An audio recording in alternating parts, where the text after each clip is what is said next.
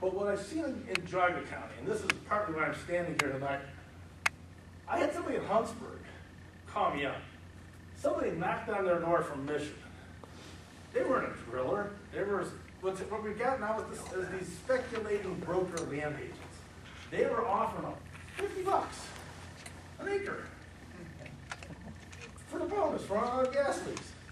And a 1/11th overriding interest, which meant that the broker knocking on the door was going to make the difference between $2,000, $3,000, $4,000, or $5,000 an acre and a 50. And the broker was making a 3/8 overriding royalty interest for land they didn't even own. And if you were not aware of what's going on, $50 an acre may sound good to you. I'll give you another example. 2 weeks ago, I was in Parkman. I was over at a meeting of the Amish. There was a gentleman there from Pennsylvania. He was not a driller. He was also a broker. All the brokers are found in Geauga County. He was offering the Amish $1,600 an acre and a 1/8 overriding interest. So at least he was being straight up with them on the royalties. But he was offering him $1,600 an acre, Jeff, knowing quite well they could get 3, 4, maybe $5,000 an acre when they assign their lease to the big drilling boy. So we've seen the middleman suddenly show up here in Geauga County. My only point is, you shouldn't give up part of your potential economic benefit to somebody for the privilege of just knocking on the door and shaking your hand and getting you to sign a lease, which they're not going to drill. They're going to just assign it to somebody who's going to give them more money. Now, the problem in part was there was a room like this.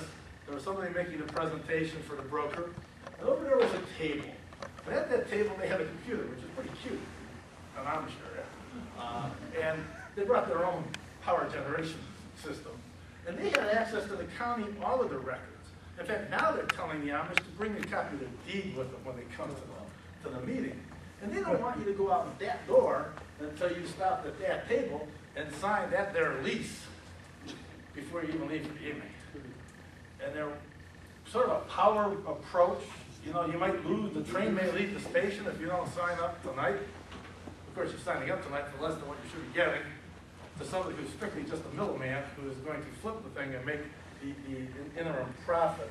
But if you're interested in doing this, or if you have friends and neighbors who own land on the east end of Geauga County, if you're up in Hamden or Huntsburg, Montville, Thompson, Burton Township, Parkman, Troy, and people are knocking on your door, and they're making these kind of offers to you, or having these meetings, you'll see it. Go up to Huntsburg this week. On the corner of 528, 322, there's a better than 50% chance there'll be a little sign stuck in the ground saying, interested in making money from oil and gas? Big meeting tonight, Monday night, Tuesday night, figure out the night to sign hands. That's not the driller saying, I want to pay you fair share for your oil and gas rights. That is a broker who is holding a meeting, trying to get in the middle here to make the difference between what you should be making as a landowner and what they're going to sell it for to the driller after you signed up with them. And that, to me, is really not fair, and it's not right, and I don't like seeing that happening here in Geauga County, because all they're going to do is take that lease from you and assign it over here to the driller and make the profit on the deal. And that's just not right. Now, by the way, the leases in Parkman were really smoke and mirrors, because it's pretty clever. If you had enough time to get through law school and had enough time to read through all the small print, what you learned was they didn't have to pay you a dime for 6 months. And in that 6 months, if they didn't get their financing together, meaning they didn't have somebody to come and buy your lease, the broker can cancel the lease and walk away without paying you a penny. So under that arrangement, all you do is tie up your land for 6 months and hope they're going to make a profit. And when they make their profit, they're going to share some of that with you, even though they're making a profit off of your oil and gas rights. A couple other thoughts on the lease thing. Jeff mentioned it about disposal. If you do a lease, don't let them inject it on your land. And by the way, one of the things Bob touched on, a lot of people are led to believe that the EPA regulates this process, and so even though the state of Ohio has taken it away from your local township trustees, and even though the state of Ohio has some rather weak rules on this thing, that the federal rules will protect you. Well, oil and gas drilling is not covered by the Federal Environmental Protection Agency. They got even better lobbyists in Washington than they do in Columbus. And so you don't think you got any protection there, but you can do that in your lease. You can also tell them you want them to abide by federal EPA standards if they're gonna lease on your property. Are they gonna do it? Depends how desperate they are for your lease. And then you can always decide what you wanna do. Do you wanna make the money or take the exposure? That's up to you. Jeff mentioned the surface thing, very important. Marcellus Shale or Utica Shale drilling operation needs a truck stop area of parking lot of big square semis. It looks like the biggest truck stop you've ever seen. Can anybody mind guess why? Where do you put all the water? You need 1 million to 3 gallons worth of water, right? You store it in semi-trucks that are stacked on top of each other. So even if you are doing the lease, don't give them the surface rights on your property, and if they do, make sure they pay you dearly for what they're gonna do to the aesthetics of your property for the time that they're out there.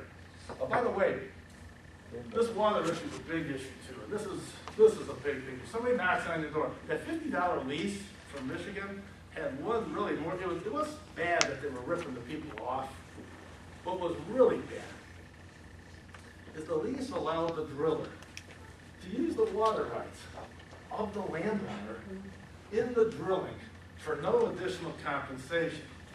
So now let's remember what that means. I gave somebody the rights to suck my oil and gas from my shale for a lousy $50 an acre. Well, I should be getting $3,000, $4,000, $5,000. And then I blindly gave them the right to take all my water, to shove it down that well, to frack the well for free. And oh, by the way, remember what's going to happen to my water is going to get contaminated, so I'm not getting it back. And remember how much water we were talking about per well? 1 million, 3 million gallons of water? If somebody signed that $50 lease, I mean, they were just totally ripped off. And so be careful on that. So you know from the state park issue, this is a huge issue. When the state parks were opened up to drilling, and part of the reason why they were opened up to drilling is over 1/3 of our state park oil and gas rights were already in the hands of other people, because for some reason when we bought the land, we never bought the mineral rights. I'm not quite sure how that happened, long before my time, but when they start the drilling in the state parks, these drillers claimed that they had the right to use the surface water and groundwater in our state parks for their fracking. Think about that.